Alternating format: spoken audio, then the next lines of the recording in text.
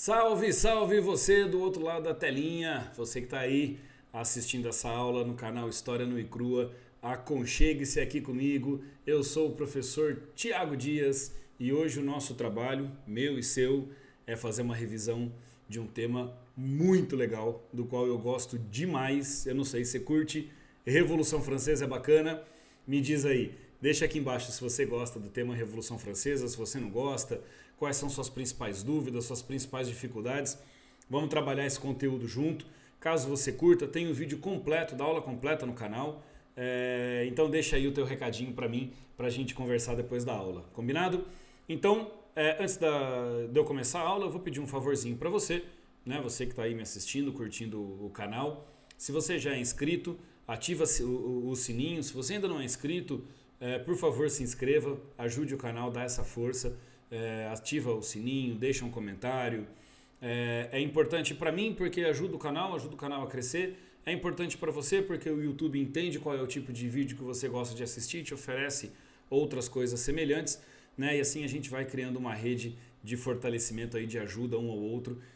Isso pode ser muito legal. Combinado? Lembrando que aqui no canal as aulas são sempre gratuitas, né? Essas aulas disponibilizadas sempre gratuitas, nada além disso.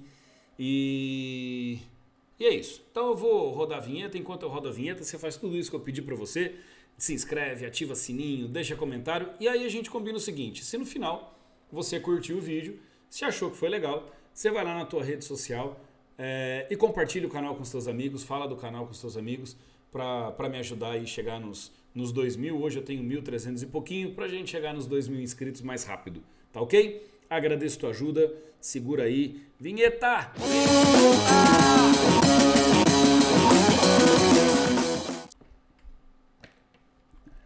Muito bem, muito bem, muito bem. Aconchegue-se aí na cadeira. Sente direitinho. Fique preparado. Fique preparada. A gente vai começar a Revolução Francesa. Uma das poucas situações da história que é legal a gente lembrar da data, né? A Revolução Francesa, ela é de 1789, não que os vestibulares vão cobrar essa data, é claro que não, mas é legal a gente saber dessa data, porque a Revolução Francesa marca a passagem, né, da Idade Moderna para a Idade Contemporânea, então é legal que a gente entenda essa ruptura, né? E ela representa uma ruptura porque é o momento que a burguesia chega de forma definitiva ao poder, né, e da França ela se estende a outros lugares no poder também, então isso é um ponto muito importante. Então, separemos a Revolução Francesa nas suas 3 etapas e no seu antecedente, nos fatores causadores da Revolução Francesa. Muito bem, antes de 1789, a gente precisa lembrar que a França era um estado extremamente atrasado, né, em todos os aspectos, um estado fora do seu tempo. A França ainda era um país com um governo absoluto, um absolutismo extremamente explorador da galera mais pobre, né, e frente a essa exploração do terceiro estado, dos trabalhadores, né, da burguesia, então essa forte exploração do terceiro estado, ela vinha se contrapor com a vida luxuosa da corte.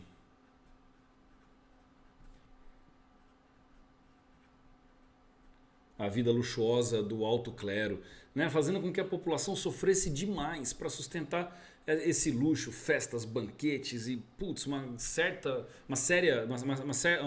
uma grande quantidade de coisas para sustentar todo esses gastos, né, da corte do alto clero.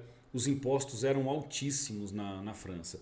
Né? Então, um outro detalhe importante que também demonstrava esse atraso que eu falei para vocês, a França ainda era uma sociedade estamental, ou seja, uma sociedade em que o status social era definido pelo nascimento, né? Lembrando, dividido em primeiro estado clero, segundo estado nobreza, terceiro estado, né? Dividido aí, subdividido o terceiro estado em alta burguesia, burguesia, campesinato, proletariado, ou seja, o terceiro estado era muito heterogêneo, tinha muita gente diferente no terceiro estado. Tá? E isso causava um segundo problema dentro da França. Né? O primeiro era essa própria estruturação estamental. E um segundo é um problema em quem era o terceiro estado, e isso a gente vai ver quando a Revolução Francesa começa, vai rolar uma treta interna nesse terceiro estado. Então a França era um barril de pólvora pronto para explodir, faltava só alguém lá e pum, acender o pavio. Né? E a gente já vai falar desse pavio que vai ser aceso, porque para piorar, a França vivia uma crise econômica extremamente aguda. Essa crise econômica marcada por guerras anteriores completamente desnecessárias, em especial a guerra contra a Inglaterra, a Guerra dos 7 Anos lá no Canadá, completamente desnecessária. A França gastou uma grana, perdeu a guerra, foi um caos, aí soca imposto na galera. Depois entra na independência dos Estados Unidos só para se vingar da Inglaterra, mais gasto. Quer dizer, era um problema atrás do outro. A França era um desmando. O Luís XVI, que era o rei da França, tinha sérios problemas de conseguir controlar a economia francesa, de regular a economia francesa. Né? Então, para solucionar essa crise econômica, toda vez que o problema piorava, o rei aumentava os impostos. E esse aumento dos impostos fazia com que a vida do trabalhador se tornasse impossível e a da burguesia difícil. Né? Não à toa eles vão se unir aí na luta contra o rei.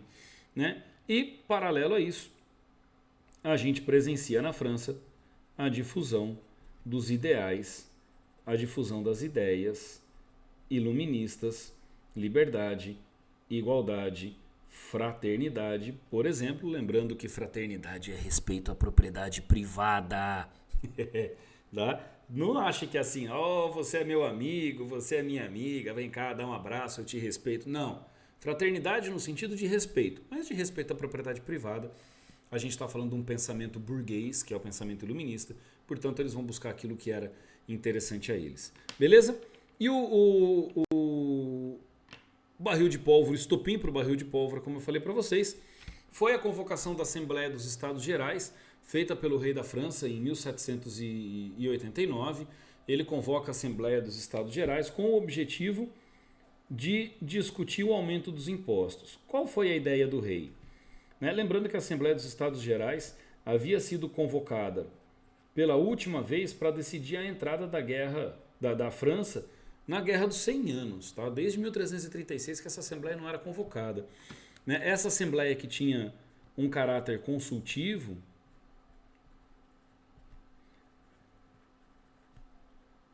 tinha por objetivo pensar a tributação. Só que olha que beleza como é que funcionava essa Assembleia. Era assim, eram convocadas a Assembleia, era feita uma votação, por mais que fosse consultiva, é decidido em votação. Né? E aí o rei, o presidente da Assembleia, que representava o rei, fazia a pergunta: quem é a favor do aumento dos impostos? Né? E aí a votação não era uma votação universal. Né? E eles vão colocar isso em discussão, inclusive. A votação na Assembleia funcionava assim. Né? O primeiro estado se reunia e votava. O que a maioria do primeiro estado decidisse, valia um voto. O que a maioria do segundo estado decidisse, valia 2 votos. E o que a maioria do terceiro estado decidisse, valia 1 voto. Então percebam que são 3 votos. Via de regra, clero e nobreza votam juntos e a burguesia, o terceiro estado, de modo geral, burguesia e população, vota de outro jeito. 2 contra 1 nesse voto casado, e o primeiro e segundo estado sempre vencia. E a burguesia e o terceiro estado, quando percebeu isso, vai dizer: não, a gente não quer o voto por estado. Né? A primeira treta que acontece é sobre o voto. Né? A primeira treta que acontece na Assembleia é pela decisão do voto. É o voto por estado ou o voto universal? Quando o terceiro estado percebe que vai perder toda a votação, o terceiro estado se revolta, né?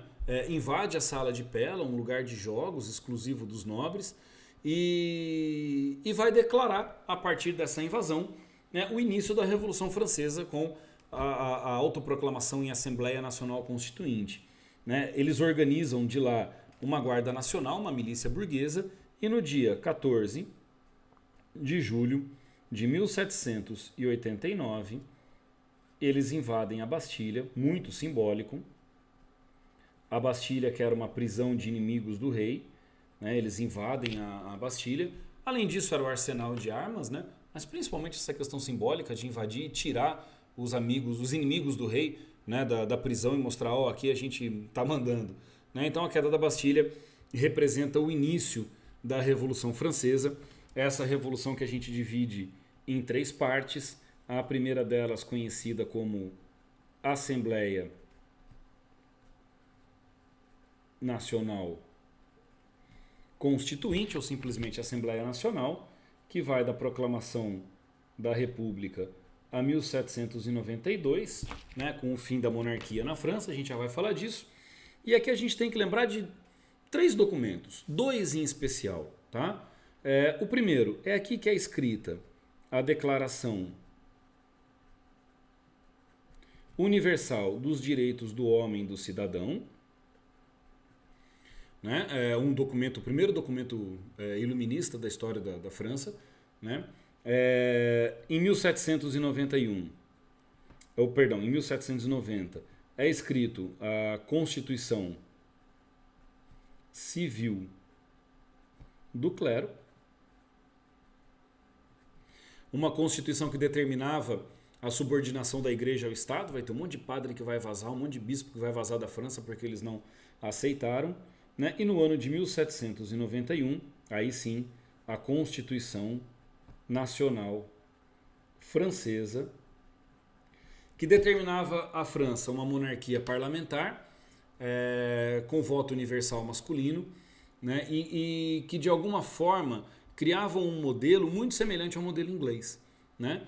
Então essa primeira Constituição Francesa de 1791, ela atendia muito mais aos interesses da burguesia do que aos interesses da população, né? Do que os interesses dos trabalhadores. Então, por conta desse documento assinado em 1791 e por não ser um documento que todas as pessoas concordaram, a gente vê também nesse primeiro momento uma divisão entre os parlamentares, entre o terceiro estado.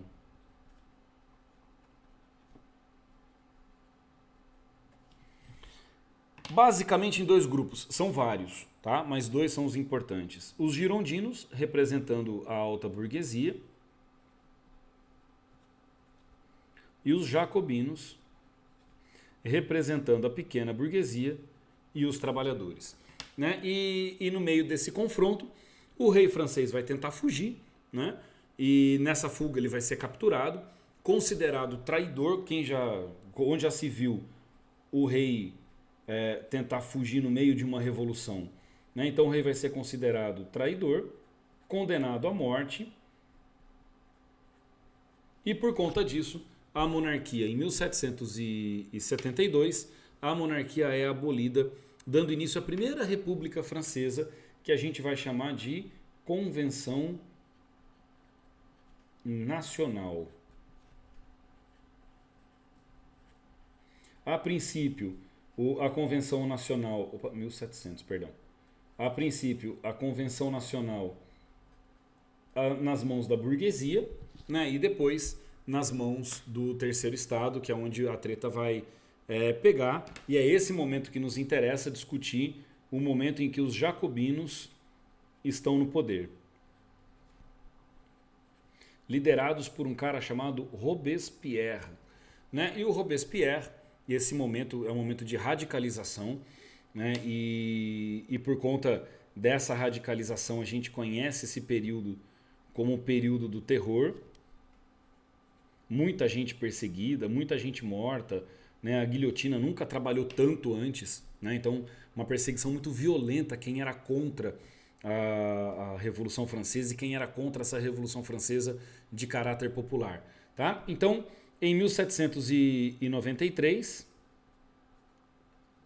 a França escreve, já nesse modelo então republicano, a França escreve a sua segunda Constituição, conhecida como Constituição do ano 1, né? E nessa Constituição do ano 1, pronto, melhor assim. E essa Constituição do ano 1 é uma Constituição republicana, né, de sufrágio universal. Vale lembrar o seguinte, a gente fala da Revolução Francesa como essa ideia de liberdade, mas na Constituição anterior, na Constituição monárquica, A liberdade era mais ou menos, porque a escravidão não acaba na colônia. Tá? Então, assim, viva a liberdade, mas viva a liberdade que me interessa, até onde ela me interessa. Tá? E é isso, esse é um dos grandes motivos da treta com os jacobinos. Na Constituição do ano 1, a escravidão nas colônias é abolida e isso vai virar um caos, especialmente no Haiti. Mas aqui fica um tema para a próxima aula, a gente volta a discutir isso. Né? Algumas coisas que a Constituição ela determina. Por exemplo, o sufrágio universal, todos votam. E eu acho que eu falei uma bobagem. Eu falei de sufrágio universal na Constituição passada. Na Constituição passada não é sufrágio universal, é voto censitário, me perdoem. É voto censitário. Eu falei uma coisa pensando em outra. E nem sei se eu falei sufrágio universal, acho que sim. Né? É voto censitário na Constituição anterior, tá? Na Constituição de 1791. Eu estou olhando aqui, eu não marquei nada no papel. Então, retomando. 1791. Voto censitário, por classe, por renda, aliás, por renda. Tá? Quem tem grana vota. 1793, a segunda Constituição Francesa. Constituição do ano 1, sufrágio universal. Aí sim. Beleza? Tá? Me perdoa aí pelo erro. Então já corrigido. Outro detalhe importante, a França ela implanta o ensino público gratuito. Lembrando que o ensino pode ser público e pago, não é obrigatório que seja público e gratuito. Então é legal reforçar isso. A ideia é expandir conhecimento, uma coisa mais popular mesmo. Né? E aqui vai essa perseguição, essa violência, esse radicalismo vai começar a gerar inconsistência dentro do próprio partido jacobino. O Robespierre começa gradativamente a ficar isolado, né? Então ele passa a ser perseguido por membros do próprio partido. Ele vai perseguir antigos aliados, como por exemplo o Danton, que foi um cara que ficou muito ao lado dele no começo da Revolução, e o Danton vai ser condenado à guilhotina. Quer dizer, o Robespierre, num determinado momento, ele perde a mão. Né? Ele vai tabelar preço, vai criar a lei do preço máximo, ele vai confiscar a terra da igreja, enfim, ele faz uma grande bagunça na França e por conta disso ele passa a ser perseguido. Gera um desgaste muito grande do governo, esse radicalismo desmedido do Robespierre. Né? E por conta disso, o governo vai se desgastar, a burguesia acha espaço e dá um golpe de Estado. Né? A França havia recriado o calendário, por isso o calendário do ano 1, né? A gente usa ano 1 porque o 1793 é o início desse calendário revolucionário. Né? Então é dado um golpe por parte da burguesia que fica conhecido como golpe do 9 termidor ou reação termidoriana dentro desse calendário francês então, certo? Dando início à última fase da Revolução, a menos importante delas, porque é uma zona esse último período, né, o período do Diretório, que vai de 1795 a 1799. Né, o Diretório ele cria uma nova Constituição, em 1795 é criada uma nova Constituição, 1793 ano 1, 1794 ano 2, 1795 ano 3, né? Então Constituição, ela recebe esse ano Constituição do ano 3. Certo? Tá? Então, nessa Constituição, o Poder Executivo é dividido em 5 diretores. A ideia era impedir que aparecesse um novo Robespierre. Não deu muito certo, porque um desses diretores, logo no começo aqui,